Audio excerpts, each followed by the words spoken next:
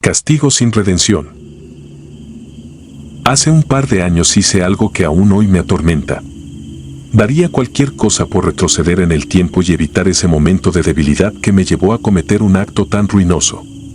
Si pudiera arrancarme de la conciencia aquel impulso lleno de rabia, lo haría sin vacilar.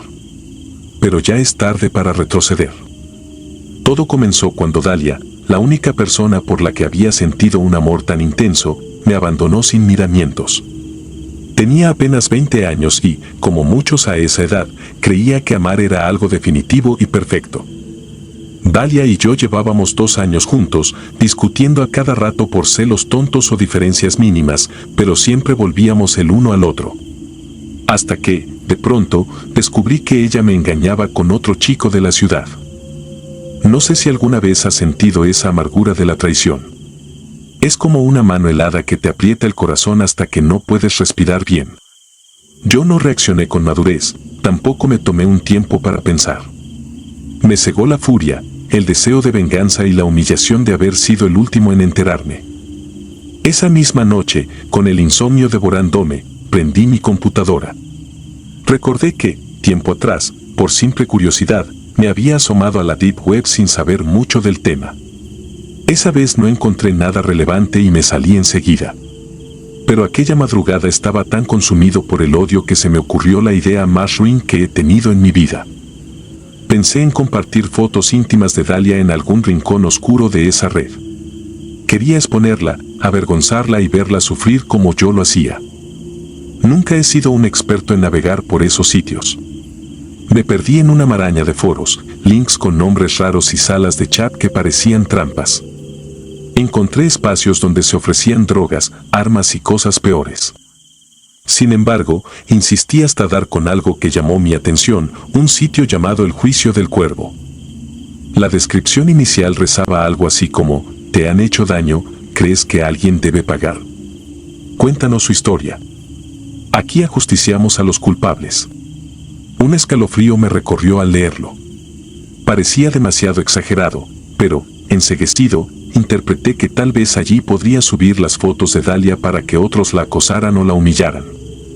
Entré y hallé varias secciones con títulos que describían supuestos castigos. Tenían nombres extraños, casi rituales: estanque helado, bosque de sombras, ahorcado festivo, juicio de fuego. Había uno llamado gracia nocturna que, por algún motivo, me pareció el menos siniestro. Al hacer clic, me topé con un formulario donde pedían toda clase de datos sobre la persona a castigar: nombre completo, edad, dirección, redes sociales y una caja de texto para subir archivos. Al final, en letras rojas, decía: asegúrate de que toda la información sea exacta. El cuervo no olvida. El cuervo no perdona. Mi corazón palpitaba con tanta fuerza que apenas podía sostener el cursor. Subí un par de fotos de Dalia, completé sus enlaces y, en el apartado de la dirección, dudé unos instantes. Pensé en poner la casa de su madre, donde Dalia vivía, pero me frenó un pequeño destello de humanidad. Opté por escribir la ciudad en la que residía, sin el domicilio concreto. Aún así, la culpa me pinchaba por dentro, pero lo atribuí al temor de que me rastrearan. Nunca pensé en las consecuencias reales. Ni siquiera era mi intención que la dañaran físicamente, solo deseaba que sintiera la vergüenza pública de la traición. Ni por un momento consideré que alguien pudiera tomarlo en serio y convertirlo en algo peor. Tras rellenar todo, el portal me mostró un icono animado, la silueta de un cuervo moviendo sus alas, seguido de un mensaje que decía: datos confirmados, comenzando el juicio. La pantalla se quedó en negro unos segundos antes de soltar la frase: el cuervo te agradece tu contribución. Prepárate, la sentencia llegará pronto. Me quedé mirando la pantalla con una mezcla de alivio y un atisbo de remordimiento. Sin embargo, en mi mente retorcida por el despecho, aún me relamía ante la idea de que Dalia pagara por lo que me había hecho. Cuando cerré la computadora, apenas pude dormir un par de horas, esperando con ansias que al día siguiente ella me contactara furiosa, llena de indignación. Quería verla destruida emocionalmente. Pero nada pasó al día siguiente, ni al siguiente, ni la semana posterior. Me consumía la impaciencia. Llegué a pensar que aquel foro era un fraude, como tantos otros sitios que prometían venganza o secretos oscuros, pero que no eran más que un montaje. Me sentí desilusionado de una forma extraña, como si se me hubiera privado del placer de verla rabiar.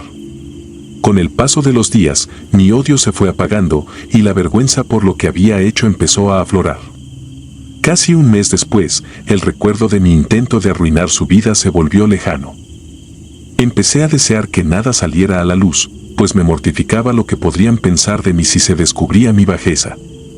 Una mañana, el golpe estruendoso en mi puerta me sacó de la cama. Abrí y me topé con 2 agentes de policía. Tenían un semblante serio, casi fúnebre. Sentí el estómago darme un vuelco. Pensé que habían descubierto mi ingreso a la Deep Web, que vendrían a detenerme por difamación o acoso. Uno de los oficiales me preguntó con voz neutra cuándo había sido la última vez que vi a Dalia. El corazón me martillaba. No sabía si mentir o confesar, pero logré calmarme un poco y respondí la verdad. Hacía semanas que no tenía contacto con ella. El oficial asintió, mirándome como si intentara descifrar mis secretos. Insistió en preguntarme dónde estuve la noche del 7, qué hice, si podía probarlo. Por suerte, mi jefe y mis compañeros sabían que salí del trabajo a una hora determinada y me fui directamente a casa. Esa coartada se sostenía con cámaras de seguridad. Los policías no me esposaron ni me trataron como un sospechoso directo. Solo explicaron que Dalia había desaparecido. Su madre la vio salir a comprar unas cosas en una pequeña tienda de abarrotes, pero nunca regresó. Hacía casi una semana que no había pistas de ella. Los agentes se marcharon luego de agradecer mi colaboración. Sentí un alivio momentáneo, pero, en el fondo, algo comenzó a punzarme. Era imposible que esa desaparición estuviera ligada a mi venganza infantil, ¿no? Intenté convencerme de que todo era una lamentable casualidad. Pero las horas pasaban y la culpa no cesaba. Me obsesioné pensando que el foro podría haber llegado a alguna mente enferma con ganas de perjudicar a cualquier persona que alguien señalara. Traté de racionalizar, no es real, seguramente nadie revisa eso en serio. Los días se transformaron en semanas, sin que nadie encontrara rastro de Dalia. Yo apenas comía ni dormía. Me recriminaba cada instante la posibilidad de haber propiciado algo atroz. No tenía valor para ir a confesar a la policía que había colgado sus fotos en un sitio sórdido. Me sentía el peor cobarde. Bebía para atontarme y huir de las pesadillas que me asaltaban si cerraba los ojos. Por las noches me imaginaba su rostro asustado, pidiendo ayuda. En mis fantasías más macabras, escuchaba su voz clamando clemencia mientras alguien, guiado por mi estúpido acto, se regodeaba con su sufrimiento. La noticia de que habían encontrado a Dalia llegó un atardecer. Por la expresión del detective que fue a verme, me di cuenta de que nada bueno podía salir de su boca. Confirmaron que hallaron su cuerpo en un depósito abandonado a las afueras de la ciudad vecina, un lugar lleno de ruinas, telarañas y basura industrial. Me costó respirar. Las piernas se me aflojaron mientras un terror oscuro se apoderaba de mí. Sin darme muchos detalles, me insinuaron que las condiciones en las que la descubrieron eran inhumanas. La escena que describieron me revolvió el estómago. El cuerpo estaba dentro de un saco inmundo, con restos de suciedad y manchas por todos lados, como si alguien hubiera querido dejar un macabro mensaje. El forense determinó que llevaba muerta varios días. Una nota garabateada con tinta negra aparecía adherida a su mano, clavada con un objeto punzante. Era una hoja arrugada donde alguien había escrito, travesura pagada. El cuervo no olvida. Sentí el mundo desmoronarse a mi alrededor. No cabía duda de que se refería a ese infame foro, a aquella sección retorcida en la que yo la había apuntado, inconsciente de las consecuencias reales que podría desencadenar. Ellos la habían encontrado, la habían cazado, y yo les di su nombre y sus fotografías. Quise vomitar al darme cuenta de que todo había salido de mí. Para colmo, el detective me comentó que la nota sugería un castigo deliberado, como si alguien hubiera seguido una especie de ritual. El horror que imaginé era insuperable. Tras esa noticia, me desmayé. Cuando desperté, me encontraba en un hospital. El oficial que me entregó la información inicial había hablado con los médicos, se habían preocupado por mi reacción. No me arrestaron porque no había pruebas directas que me vincularan con un homicidio. De todos modos, mi culpa era infinita. Sabía que había desatado una cadena de sucesos que terminó con la muerte de Dalia. Puede que un psicópata o un grupo retorcido se hubiera topado con mi aportación y se cebaron en ella para satisfacer su sed enferma de violencia. Fui el responsable indirecto de la barbarie. Desde entonces, no hay noche que pueda dormir sin revivir la imagen mental de ella atrapada en ese saco. No puedo explicar el tormento que siento al recordar que todo nació de mi pueril necesidad de lastimarla por haberme engañado. Y nada de lo que haga me va a devolver la paz o el perdón. Vivo en un infierno constante, sin poder culpar a nadie más que a mí mismo. La gente a mi alrededor cree que sufro por la pérdida de una exnovia, desconoce las raíces oscuras de ese dolor. No saben que la noche que me sumergí en la Deep Web marqué su sentencia. Lo peor es que la investigación nunca llevó a nadie tras las rejas. No hubo detenidos, ni sospechosos más allá de mí, que aparecí en la lista de antiguos allegados. Mi coartada fue sólida, pero no la de mi propia conciencia. Cada vez que cierro los ojos, escucho el zumbido del ventilador de mi computadora, la imagen del formulario, las secciones macabras de aquel sitio. Veo la palabra enviado parpadeando en la pantalla. Me remuerde el alma saber que fui el primero en empujar esa ficha de dominó que acabó con la vida de Dalia. Han pasado varios años. No existe un día en el que no me pregunte cómo habría sido mi vida si, aquella noche, hubiera apretado el botón de apagar la computadora en lugar de dejarme llevar por mi furia. Pero ya no hay forma de rehacer el camino. La culpa me come por dentro, y sé que es mi castigo eterno. No hay vuelta atrás ni manera de resucitar la confianza en mí mismo. Solo me queda escribir esto para advertirte, el rencor puede arrastrarte a profundidades que jamás hubieras imaginado. Y la Deep Web, a veces, tiene ojos y garras listas para cumplir tus más bajas intenciones, aunque no sepas lo que estás invocando. Cierro estos recuerdos con el corazón encogido, con la terrible certeza de que jamás habrá redención para mi crimen. Todo lo que deseo ahora es que la muerte me encuentre y me arrastre lejos, muy lejos de la culpa que me devora. Pero incluso entonces, sospecho que el verdadero infierno será tener que enfrentar el rostro de Dalia, saber que su última pesadilla empezó conmigo y que ni 1000 vidas bastarían para borrar la sangre que mancha mis manos. Juego mortal. Tenía 20 años cuando ocurrió todo. Me gustaba creer que era invencible, que nada malo podía pasarme, que todos esos rumores sobre sitios oscuros en la red eran exageraciones. En ese entonces, mi propia computadora estaba fuera de servicio, así que tomé la de mi hermano mayor sin preguntarle. No era la primera vez que lo hacía, él nunca se daba cuenta o fingía no saberlo. Yo era un aficionado empedernido a los juegos en línea y pasaba horas buscando nuevos retos. Me daba igual el tipo de juego, estrategia, disparos, aventuras gráficas. Pero esa tarde estaba fastidiado de lo mismo de siempre y me propuse encontrar algo distinto. Sin pensarlo 2 veces, abrí el navegador y tecleé juegos geniales no aburridos, esperando que Google me arrojara opciones desconocidas. Recuerdo que la habitación era pequeña y oscura, apenas iluminada por la tenue luz del monitor. Sentía la adrenalina en mi pecho, esa mezcla de curiosidad y ansias de descubrir un nuevo pasatiempo. Comencé a navegar por la lista de resultados. Muchos sitios eran viejos conocidos, otros parecían medio sospechosos. Yo siempre había sido el típico que cliqueaba en cualquier enlace llamativo, sin importarme la seguridad o el riesgo de virus, con frecuencia infectaba mi computadora con malware. En ese momento, no me preocupaba, la laptop ni siquiera era mía, y la única consecuencia que temía era el regaño de mi hermano. Revisé sitio tras sitio sin encontrar nada que captara mi atención. Algunas páginas tardaban en cargar, otras lucían pésimamente diseñadas y me aburría con facilidad. Fue entonces cuando, casi como un susurro digital, apareció una ventana emergente. Estaba en la esquina superior derecha de la pantalla y decía algo como cansado de juegos aburridos. Hasta ahí, nada fuera de lo común. Sin embargo, de pronto ese texto se transformó ante mis ojos en algo más inquietante: juegos de muerte. La tipografía parecía torpe, pero el color rojo intenso me puso en alerta. Estuve a punto de cerrarla, pero mi curiosidad pudo más que mi prudencia. Le di clic, convencido de que sería uno de esos sitios mal hechos llenos de anuncios.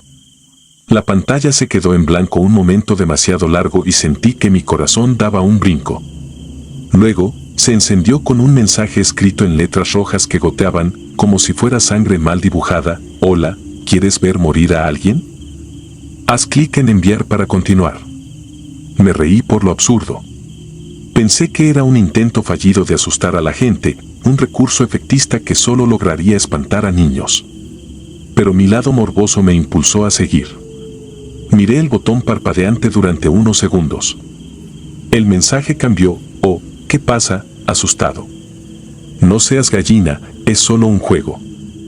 Tenía esa apariencia anticuada de los viejos sitios en Flash, con animaciones torpes y un diseño de mala calidad.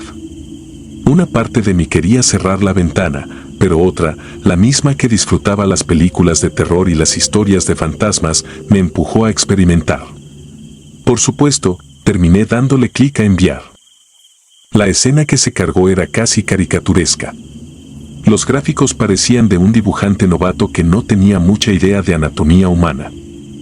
3 figuras aparecieron en pantalla: 2 hombres con máscaras simples, como las de los ladrones de historietas infantiles, y una mujer sentada en una silla, con los ojos exageradamente abiertos y el cuerpo tembloroso. Todo lucía burdo e incluso cómico. No había una narrativa clara, ni menús con opciones de juego. De pronto, uno de los hombres volteó la cabeza hacia mí. Fue extraño, porque sentí que la animación era consciente de mi presencia, como si me mirara realmente. Sus ojos eran un par de óvalos oscuros y brillantes que se movían con demasiada naturalidad. Una voz distorsionada salió de los parlantes: ¿quieres verla morir? Resonó en mis oídos con un eco metálico que me erizó la piel. Era la primera vez que un sitio me hacía sentir así de observado. 2 botones aparecieron en pantalla: sí y no. Tragué saliva, con la mano firme sobre el ratón. Tuve un breve instante de lucidez. Me pregunté qué clase de broma enfermiza era esa y, por un segundo, consideré salirme de la página. Pero la voz volvió a sonar, esta vez con un matiz de impaciencia: ¿qué esperas? Hazlo ya. Solo es un juego. Ese estímulo, esa provocación que burlaba mi hombría, me impulsó a elegir sí. Lo hice sin pensar demasiado. Al instante, la animación continuó. El segundo hombre se salió brevemente de la escena y reapareció con un delantal de carnicero manchado de un tono rojizo tan vívido que me revolvió las tripas.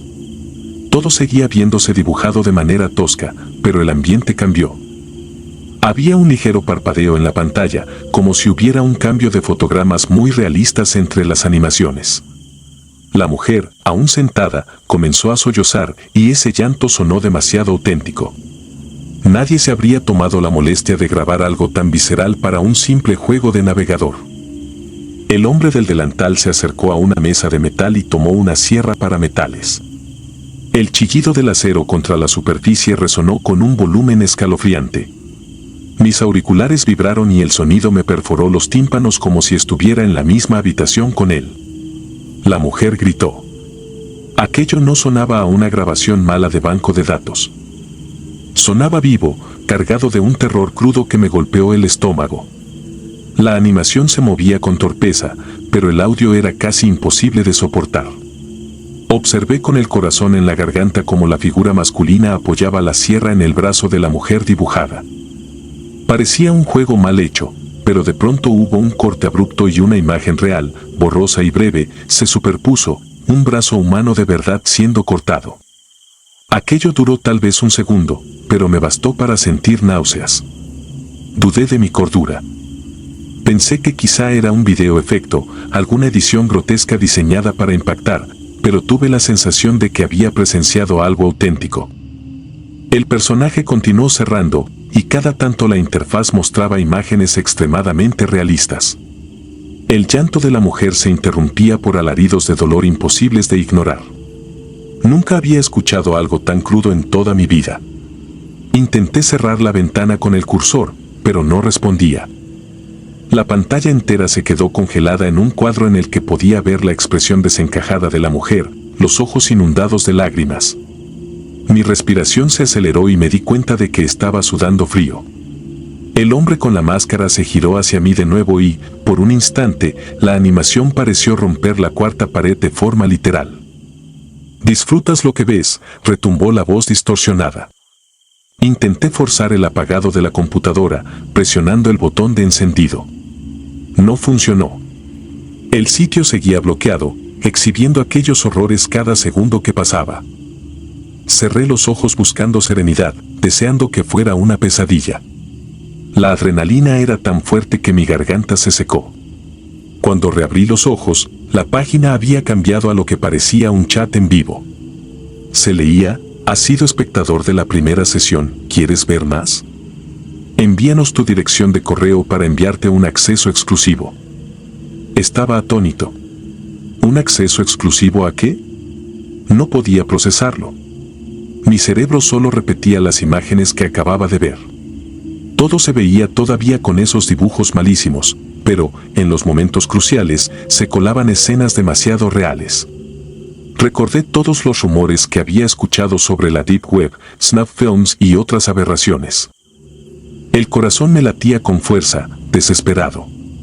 No sabía si aquello era un montaje de mal gusto o algo real que alguien estaba transmitiendo. Cada píxel de mi cuerpo pedía escapar. Me levanté para desconectar la laptop de golpe, pero la curiosidad y el miedo me paralizaron. Tenía que cerciorarme de que era falso, de que nada de esto era más que un truco de muy mal gusto. Respiré hondo y tomé aire. Me dispuse a apagar el Wi-Fi y, en ese momento, escuché un ruido sordo en los altavoces. Pensé que el video se había pausado, pero luego escuché un golpe en la puerta de la habitación. Contuve la respiración. Mi casa no era grande, mi hermano no estaba, y no esperaba a nadie. Otro golpe. Luego silencio. Me armé de valor y salí al pasillo, dejando la laptop encendida. Cuando abrí la puerta, no había nadie. Un escalofrío me recorrió la espina dorsal. Regresé para, por fin, desenchufar todo. Pero la imagen en pantalla había cambiado de nuevo. Ahora mostraba una dirección IP y debajo un mensaje: «¿Crees que puedes huir? Ya te encontramos». Próxima transmisión, en vivo. Mi mano se quedó suspendida, a centímetros del cable de corriente. Mis pensamientos eran un remolino, ¿podían rastrear la ubicación real? ¿Era esa IP la mía? Con el corazón en la boca, tiré del cable y la pantalla se oscureció. El ventilador interno de la computadora dejó de zumbar. El silencio me abofeteó. Por un momento, creí haber escapado de algo maligno. Sin embargo, la angustia permanecía. Tapé la cámara integrada con un trozo de cinta adhesiva. Mi estómago estaba revuelto y un escalofrío me recorría cada vez que recordaba los gritos de aquella mujer. No sabía qué era cierto y qué no, pero algo en mi interior me gritaba que había cruzado una frontera peligrosa. Apagué todas las luces, me encerré en mi cuarto y eché el pestillo a la puerta. Esa noche no pude dormir. Sentía que en cualquier momento algo o alguien irrumpiría. Traté de consolarme pensando que solo había sido un video trucado, un virus de mala fama o un proyecto enfermizo de algún desquiciado. Pero los sonidos, tan vívidos, y esas imágenes intercaladas no eran un simple juego de internet. Pasaron las horas. Mi familia regresó por la mañana y me encontraron pálido, con las ojeras marcadas y el miedo estampado en la mirada. No me atreví a contarles la verdad. Inventé que me sentía mal, que había visto una película de terror demasiado fuerte. Oculté la laptop bajo la cama para no enfrentar la responsabilidad de explicar qué había ocurrido. No sabía si, al encenderla otra vez, todo se repetiría o si incluso tendría problemas legales por visitar contenido de la Deep Web. Pero lo más aterrador era imaginar la posibilidad de que lo que vi fuese real. Aquella mujer llorando y suplicando, esos sonidos de huesos crujiendo, la voz distorsionada que me instaba a seguir mirando. No podía sacármelos de la cabeza. Esa misma tarde, cuando sentí algo de calma, tomé coraje para abrir la laptop. Estaba asustado, pero necesitaba confirmarlo todo. Encendí el equipo y la pantalla se quedó negra un rato. Aparecieron ventanitas de error, mensajes de que el sistema se había apagado de manera incorrecta. Cuando por fin cargó el escritorio, vi un archivo extraño en el centro. Se llamaba Testigo, MP4. No recordaba haberlo descargado. Mi respiración se detuvo unos segundos. Podía sentir el temblor en mis dedos mientras movía el cursor hasta el icono del archivo. Dudé, pero al final lo abrí, con la esperanza de que fuera un video roto o algún spam ridículo. Y ahí estaban, fragmentos de la misma escena que había presenciado en línea, pero capturados en alta definición. A veces se veían dibujos, a veces eran segmentos reales que mostraban a la mujer siendo torturada. La duración total era de apenas 2 minutos, pero fue suficiente para hacerme llorar de puro horror. Esa no era una caricatura. Se percibía la sangre real, la angustia en su mirada. Se escuchaba, en el fondo, la misma voz distorsionada, repitiendo frases que no se entendían por completo. Las manos me sudaban y cerré el archivo de golpe. En ese momento, decidí destruir toda evidencia. Sabía que nadie en su sano juicio creería mi historia y yo mismo dudaba de mi cordura. Borré el video, apagué la laptop y la dejé a un lado, sintiendo un vacío en el pecho. Quería fingir que nunca había pasado, que no existía nada de eso, pero cada vez que cerraba los ojos revivía el sonido desgarrador de la sierra, los gritos desesperados y los ojos anegados de terror. Esa noche tampoco pude dormir. Me senté en la cama con la luz encendida, esperando que nada saliera de la oscuridad a reclamar mi indiscreción. Aún hoy, varios años después, me estremezco al recordarlo. El simple zumbido de un ventilador me hace pensar en el rechinar metálico de aquella sierra. Me alejé de los juegos por un tiempo y jamás volví a usar la computadora de mi hermano sin permiso. A veces reviso mi correo y, aunque no tengo pruebas, juro que hay mensajes sospechosos que se autodestruyen antes de poder leerlos. He intentado superar el trauma. Escribo este relato para liberar un poco la presión que oprime mi mente y las imágenes repetitivas que me acechan en sueños. Quiero que sepas que hay cosas en Internet que no deberíamos ver, sitios que no deberíamos visitar y puertas que es mejor mantener cerradas. En mi juventud creí que nada malo me podía pasar, que era simplemente un chico tonto jugando con fuego. No cometas el mismo error. Hay rincones demasiado oscuros, donde la maldad humana se muestra en su forma más pura y aterradora. Ojalá solo fueran caricaturas cutres o un virus inofensivo, pero aún no estoy seguro de lo que presencié aquella tarde. Si tienes un mínimo de sentido común, no busques respuestas. Algunas curiosidades pueden costarte la cordura o la vida. Y, al final, nadie te garantiza que lo que ves sea solo una ficción. Si te gustaron las historias de terror, regálanos tu like y coméntanos qué te gustaría escuchar en el próximo capítulo. Y si no estás suscrito o suscrita, te invito a que lo hagas para que no te pierdas lo mejor del archivo del terror. Sin más, gracias por escucharnos, hasta la próxima.